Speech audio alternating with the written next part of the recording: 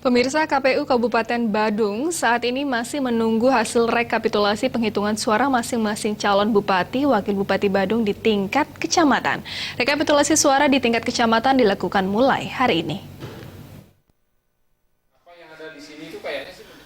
Ketua KPU Kabupaten Badung Ana Agung Gede Rake Nakula mengatakan saat ini masih dalam tahapan persiapan rekapitulasi perolehan suara masing-masing calon yang akan direkapitulasi di masing-masing kecamatan. Rekapitulasi tersebut akan dilaksanakan mulai 11 Desember. Hasil rekapitulasi di kecamatan akan dibawa ke KPU untuk rekapitulasi kembali.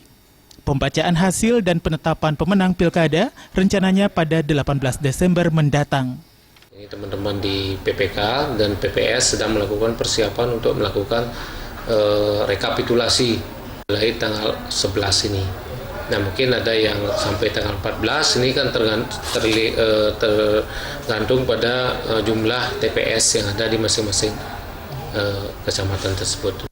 Nanti setelah proses yang ada di PPK selesai, rekapitulasi kita akan lanjutkan rekapitulasi di Kabupaten Badung.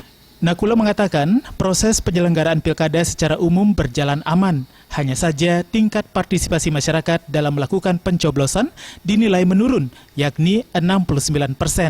Berbeda dengan pileg mencapai 80%.